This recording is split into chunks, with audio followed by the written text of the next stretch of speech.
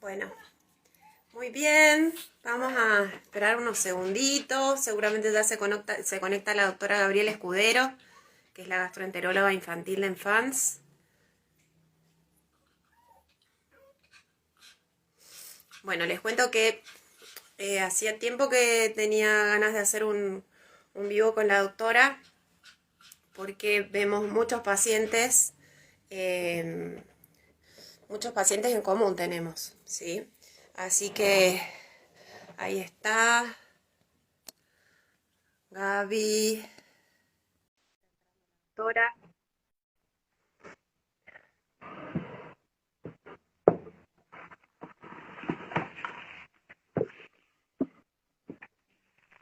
Ahí estamos. Hola Gaby, ¿cómo estás? Ahí está. Buenísimo, bueno, buenísimo que estamos venciendo a la tecnología y estamos haciendo... Yo acabo de llegar porque tuve que una urgencia con mi perrita, así que nada, estoy un poco agitada todavía. Pero bueno, re contenta de que podamos hacer este vivo, que hace rato que tenía ganas de que charlemos con vos, porque bueno, vemos muchos pacientes con el mismo tipo de problemas y con consultas desde distintos puntos de vista, digamos, y creo que es un tema de mucho interés también para la gente, así que me pareció buenísimo que pudiéramos conversar. Sí, sí, seguro. Bueno, bueno, muy bien, ya estamos en horario, así que bueno, una de las cosas que vamos a charlar hoy es sobre el diagnóstico de enfermedad celíaca, ¿sí? Como para que la gente que interesada tenga herramientas como para sospechar en sus hijos o en pacientes, ¿sí?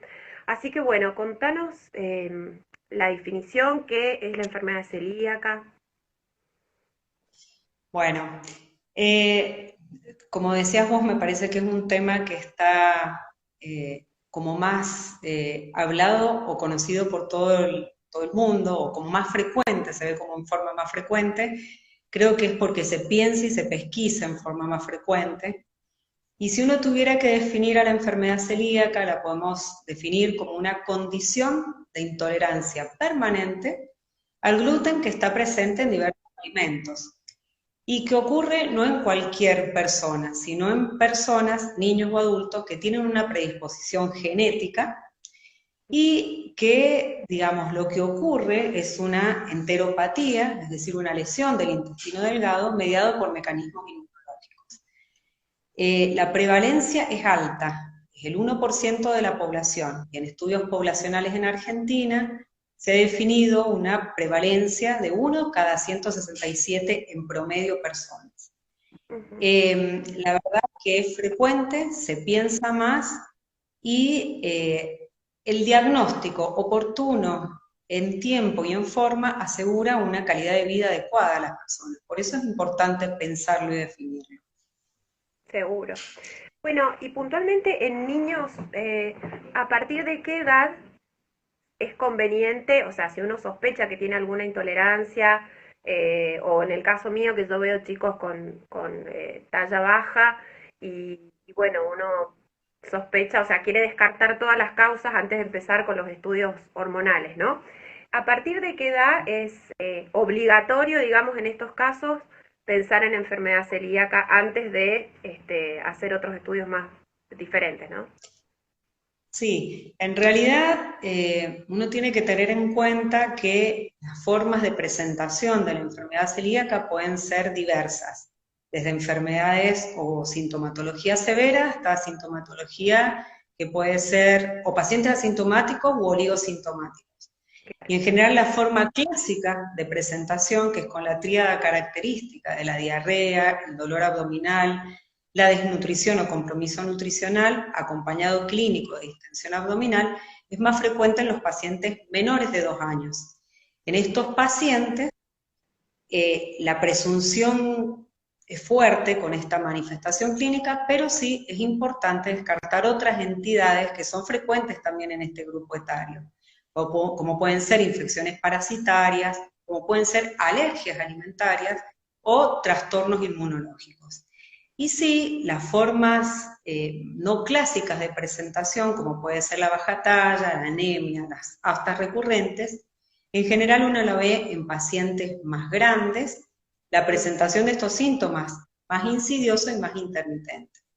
Entonces, si uno tuviera que decir en quién, digamos, en qué personas uno puede o en qué niño uno tendría que descartar enfermedad celíaca, y depende la manifestación clínica a la cual uno esté pensando que está asociado a enfermedad celíaca, para pensar en ella como primera instancia diagnóstica o en diagnósticos alternativos. Claro.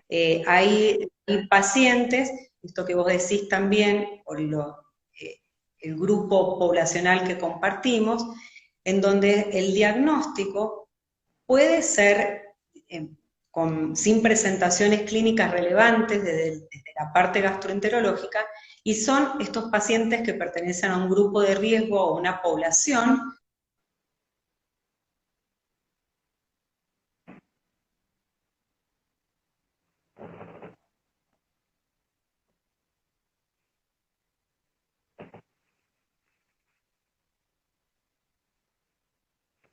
A ver, no sé si se me cortó a mí. ¿Me escuchan a mí?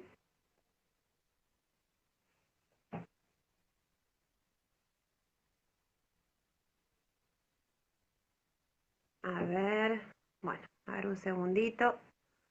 Ahí ahí va a entrar de nuevo la doctora.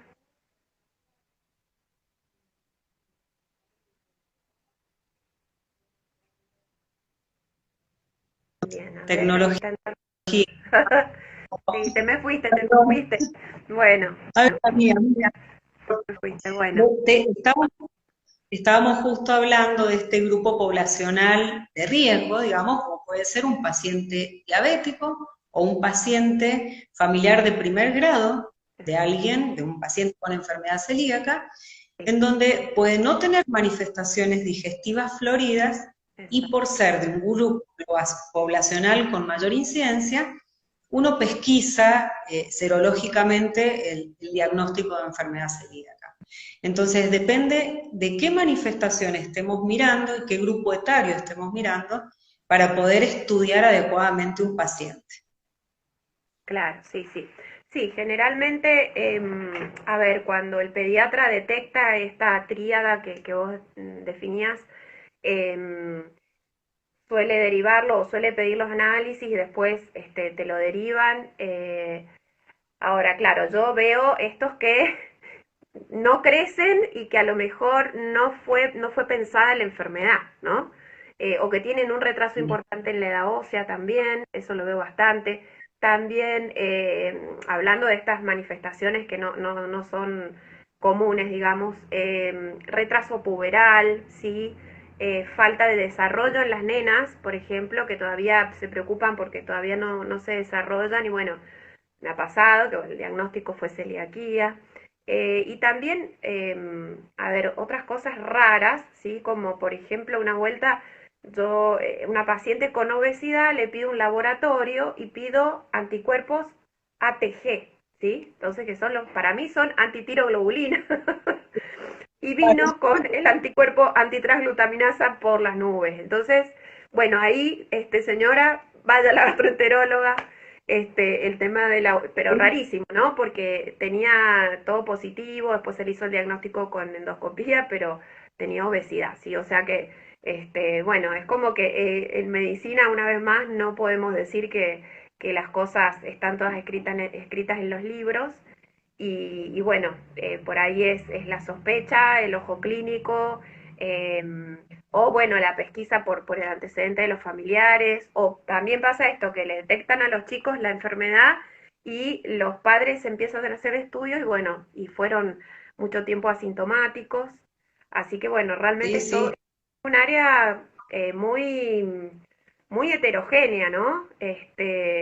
Creo que, total, totalmente, y es por esto, digamos, desde las enfermedades intestinales crónicas más frecuentes es la enfermedad celíaca.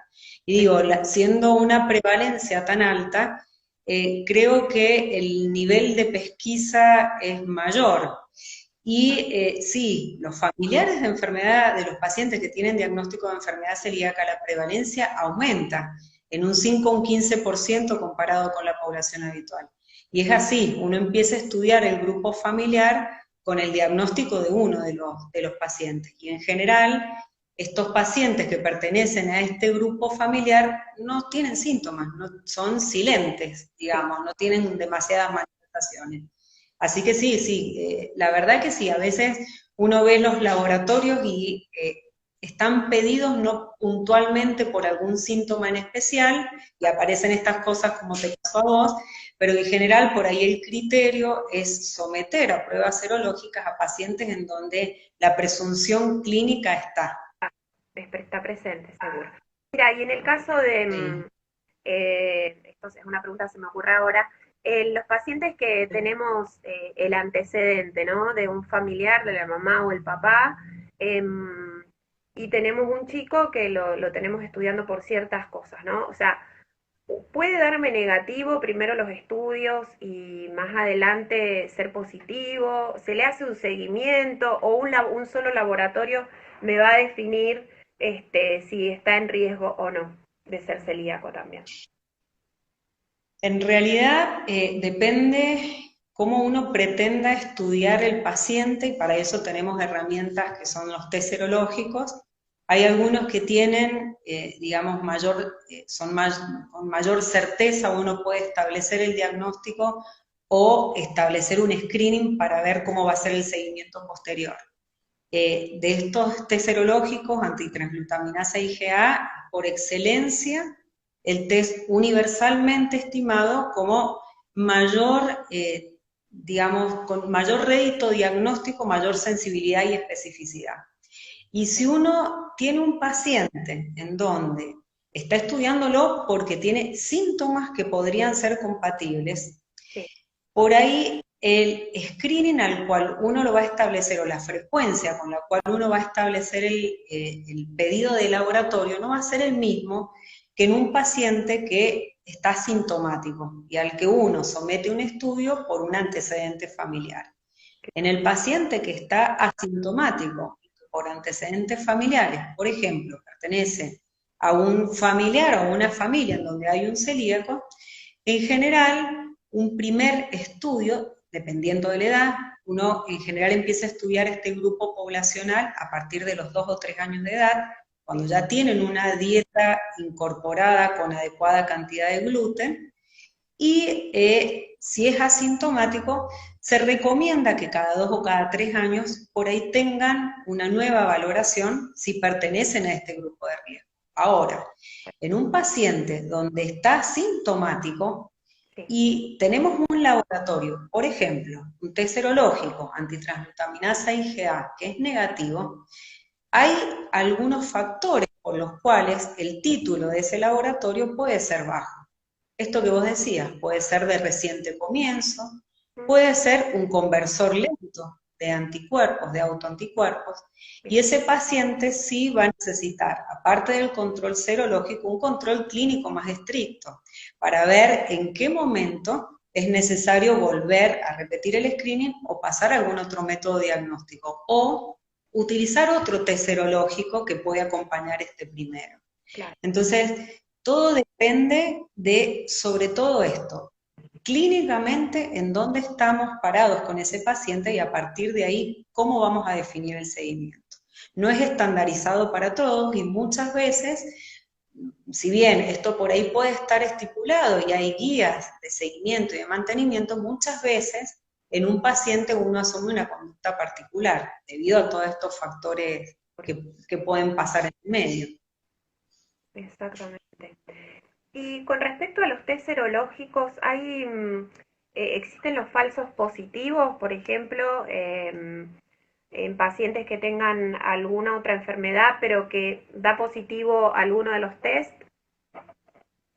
Sí, justamente pacientes del grupo poblacional que compartimos, como pueden ser los diabéticos insulinodependientes, esto lo sabés mejor vos que yo, pero en realidad cuando se diagnostican recientemente, sobre todo en el primer año del diagnóstico, en donde hay mucha movilización o presencia de autoanticuerpos, justamente los autoanticuerpos asociados a enfermedad celíaca, como puede ser antitransglutaminasa, IgA y antiendomicio, pueden estar elevados y no necesariamente indican compromiso gastrointestinal. De hecho, hasta el 12% de los pacientes diabéticos insulinos dependientes con antitransglutaminasas positivos diagnosticados en su diabetes en sus primeros años de evolución pueden tener una histología negativa. No es despreciable el 12%. Claro. Entonces, en este grupo poblacional, Bien. creo que hay que tener un compás de espera y otra vez la evaluación clínica. Y así como este grupo, los pacientes, por ejemplo, pequeños, los menores de 2 años de edad, antitransglutaminasa, IgA, que tiene una sensibilidad altísima, cerca del 95% y especificidad alta, pueden ser ligeramente menos sensibles y menos específicos, y ahí se sugiere evaluar con otra serología, como pueden ser los antiendomicios IgA o los péptidos de aminadogladina IgG. Entonces, sí pueden haber, son como cualquier otro método complementario de estudio, hay que darle una adecuada interpretación y siempre acompañada de la clínica del paciente. Perfecto, perfecto, súper súper claro, porque muchas veces, viste, a veces,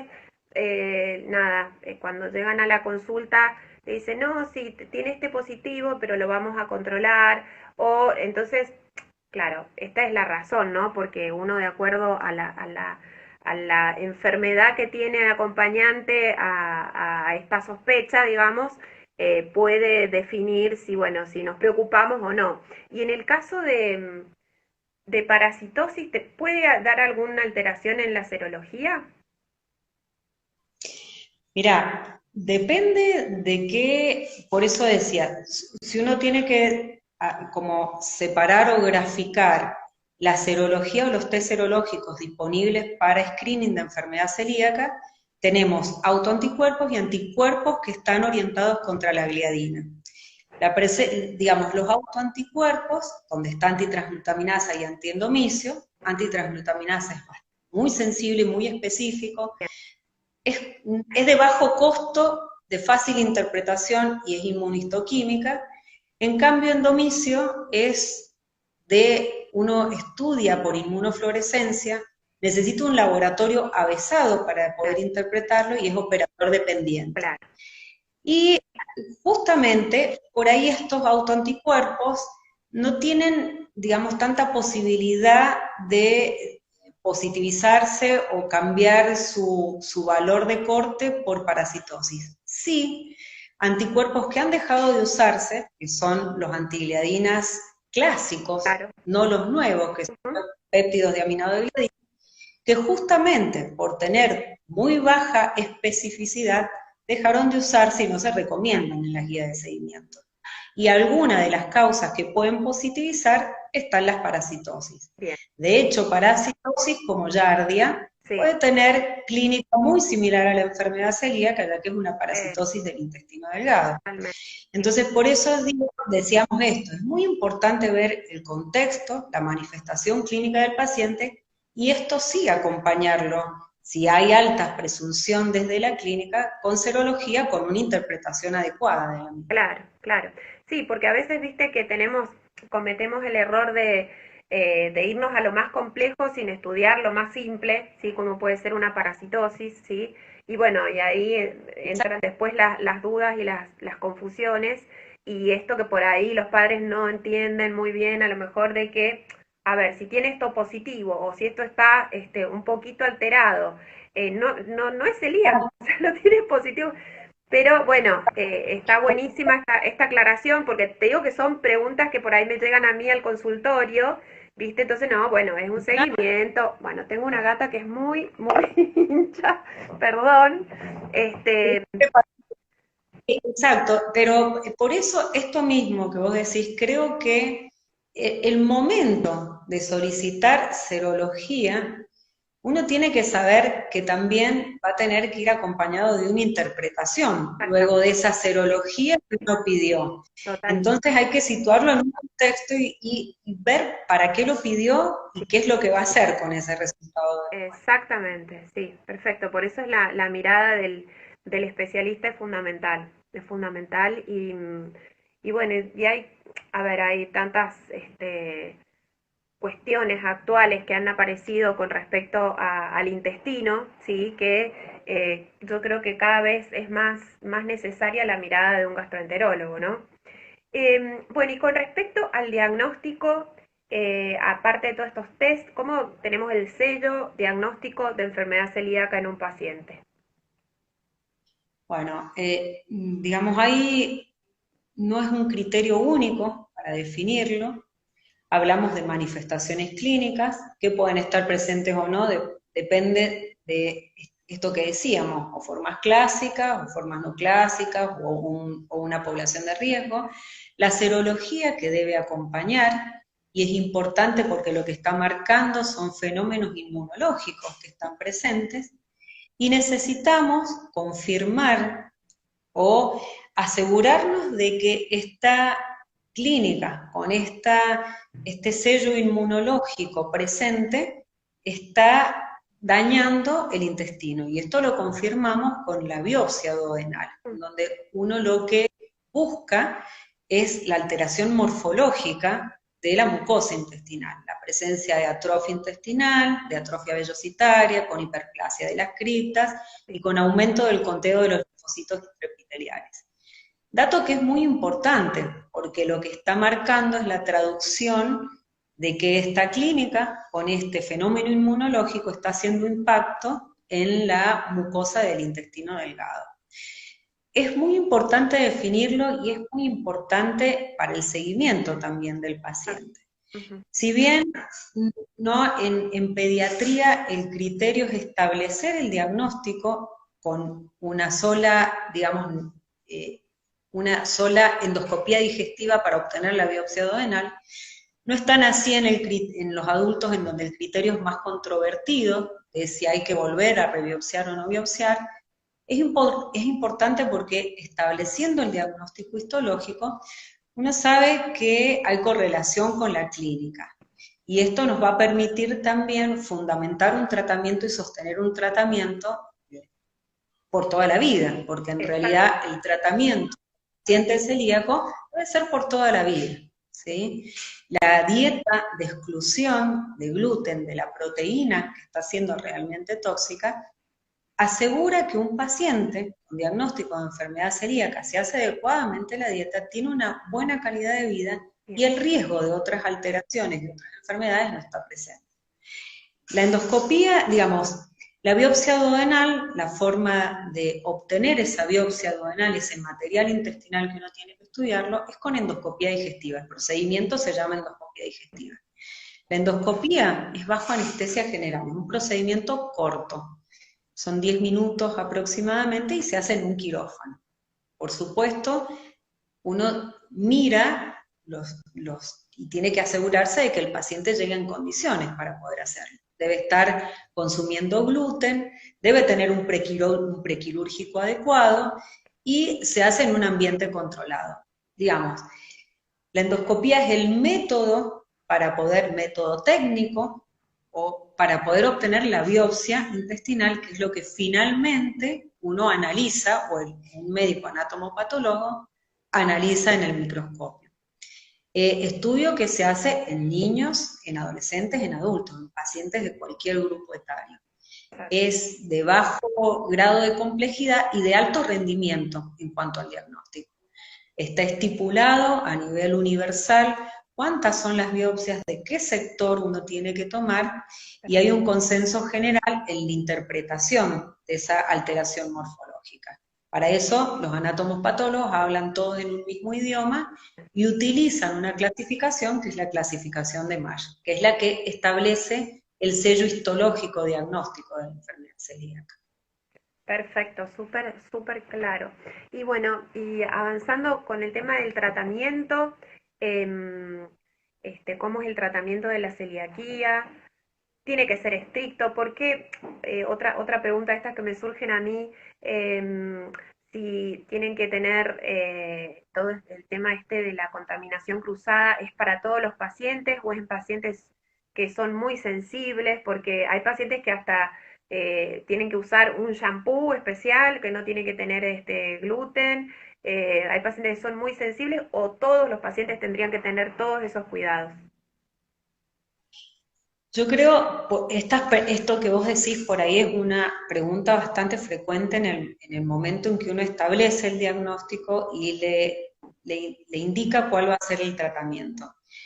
Es fundamental marcar que la dieta excluida de gluten debe ser estricta y debe ser de por vida. ¿Y por qué debe ser estricta? Porque hay que eliminar la proteína que es tóxica, que está generándole el daño a nivel intestinal y que está presente en los granos del trigo, avena, cebada y centeno. Y es importante, digamos, que la dieta, esto que decíamos, se cumpla en forma permanente.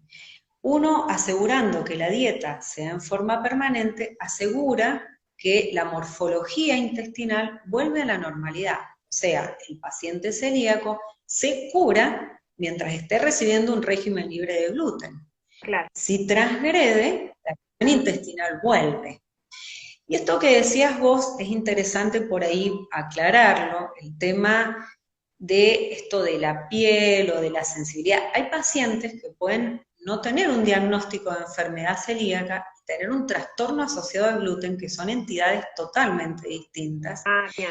Y si bien están asociadas al gluten, las manifestaciones clínicas son distintas y los cuidados a lo mejor tienen que ser distintos en esto. En la enfermedad celíaca, todo lo que ingrese por boca con gluten va a generar reacción alérgica. Pero todo lo que tenga contacto externo, no necesariamente en un paciente celíaco va a generar ninguna manifestación. Y habría que llevar tranquilidad al paciente que es celíaco, que si usa una crema que tenga avena o un shampoo en donde no va a pasar nada. En realidad, uno no le indicaría que vaya a comprarlo, pero no pasa absolutamente nada. Pero sí es importante el resto de los cuidados. Esto que hablabas de la contaminación cruzada, y sí, todo uno, digamos, la dieta libre de gluten debe ser, o el alimento libre de gluten, es aquel alimento que está rotulado y que está incluido en listados oficiales, como pueden ser los que aparecen en el ADMAT, que uno asegura que la cantidad de gluten que tienen no van a generar la reacción inmunológica que genere daño intestinal. Aparte de consumir alimentos en donde uno cree o sabe que son por naturaleza excluidos de gluten, como pueden ser las frutas, las verduras, las carnes, todo alimento industrializado es susceptible de estar contaminado en cualquiera de sus procesos de industrialización con gluten. Entonces, todo alimento que venga en un paquete o que pase por alguno de estos procesos, hay que chequearlo más allá de con el símbolo que aparece con exclusión del trigo, avena, cebada y centeno en listados, que son orientadores y que son oficiales. La contaminación cruzada puede estar presente también, o la contaminación, no sé si cruzada, la contaminación puede estar presente hasta en el hogar, y ahí es donde es el primer lugar en donde insisten los cuidados. En el almacenamiento de los alimentos que sean para el paciente celíaco, como las premezclas, harinas, deben estar en alacenas separadas, y si no pueden estar en alacenas separadas, deben estar en envases que sean herméticamente cerrados y debidamente rotulados. Claro. Si uno necesita, por ejemplo, y es importante eso, en el uso de los utensilios, pueden utilizar el mismo vaso, el mismo cubierto, la misma mesa, tienen que estar limpia, asegurarse de que la limpieza sea adecuada.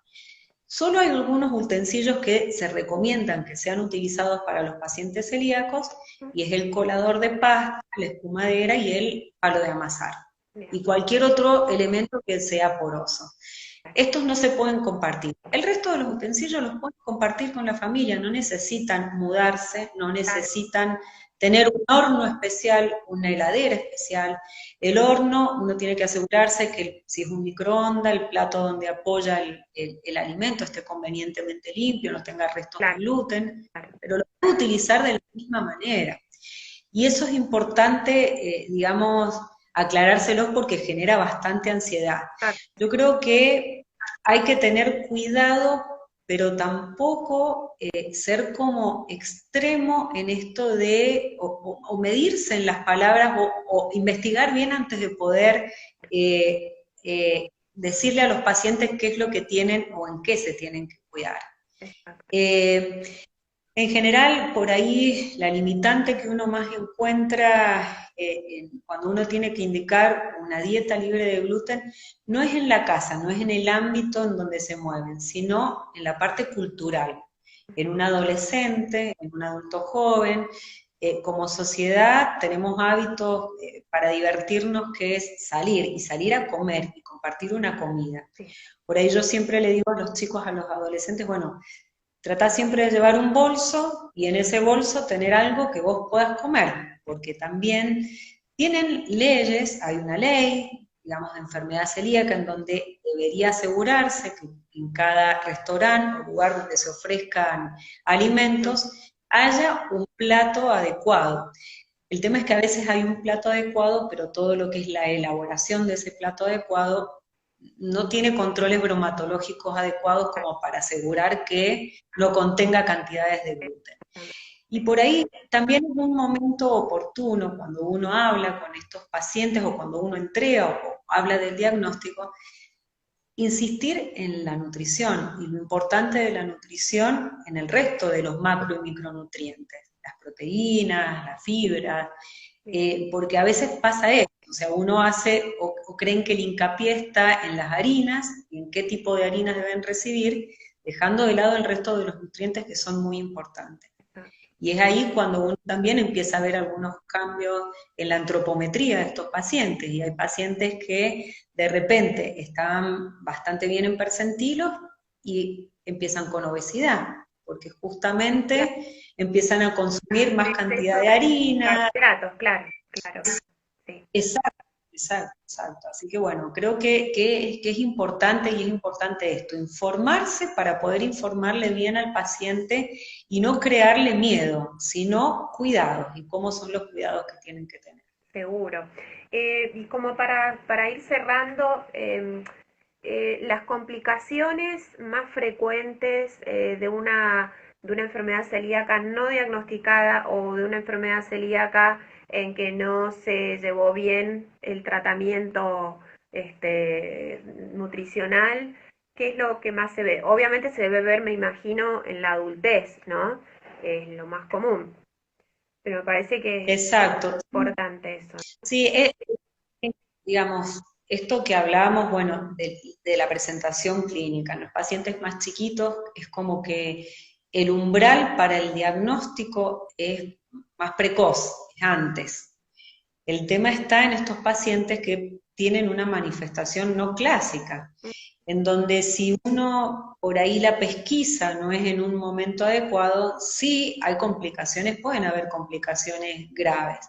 Las deficiencias vitamínicas, las fracturas recurrentes en algún adolescente, las menarcas tardías, los desarrollos puberales, digamos, la baja talla, se ve bastante frecuente en pacientes en donde no se pensó el diagnóstico.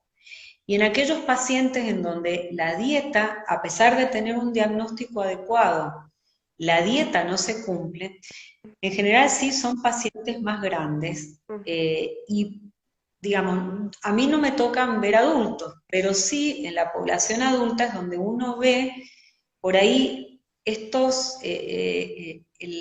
costo de no recibir un régimen libre de gluten adecuadamente. Las predisposiciones a enfermedades neoplásicas gastrointestinales o intestinales son más frecuentes en los pacientes en donde no adhirieron adecuadamente a un régimen libre de gluten. La presencia de patologías autoinmunes asociadas, si bien pueden compartir un determinante genético, en aquel paciente en donde la inmunidad está descontrolada o el sistema autoinmune está descontrolado por no tener un adecuado manejo, y también son más frecuentes, es mayor la incidencia de otra enfermedad autoinmune asociada.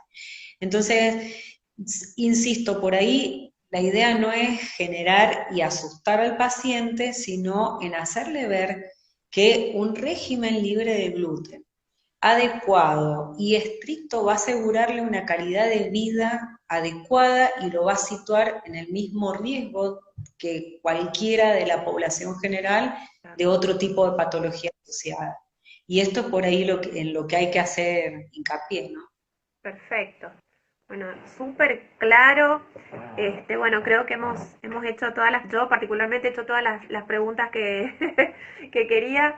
Está bueno. La gente que está conectada puede escribirnos sus preguntas acá en el chat y también las pueden dejar. Nosotros este videito lo vamos a poner en el feed de nuestro Instagram y también pueden mandarnos preguntitas ahí. Así que bueno, espero que les haya gustado. Bueno, seguramente, Gaby, te vamos a invitar para otro vivo. La verdad que súper clara tu discurso. Y bueno, yo te agradezco muchísimo. Y la verdad que, bueno, yo ya me animé para empezar con esto, así que ahora no me paran y les voy a estar, los voy a estar llamando. Así que y creo que a la Buenísimo, gente le viene buenísimo. muy bien, ¿viste? Tenemos mucha buena repercusión con estos vivos, porque a la gente esto de estar cerca del especialista y poder escuchar directamente es algo muy importante. Todo lo que sea información y educación hoy tiene un enorme valor. Así que bueno, saben que entonces nos pueden mandar las preguntitas, ¿sí? Nosotros nos despedimos y te agradecemos nuevamente, Gaby. Buen fin de semana y muchísimas gracias por conectarse y muchísimas gracias, Gaby, otra vez. Bueno, chao, Chao, hasta chao. luego. Adiós.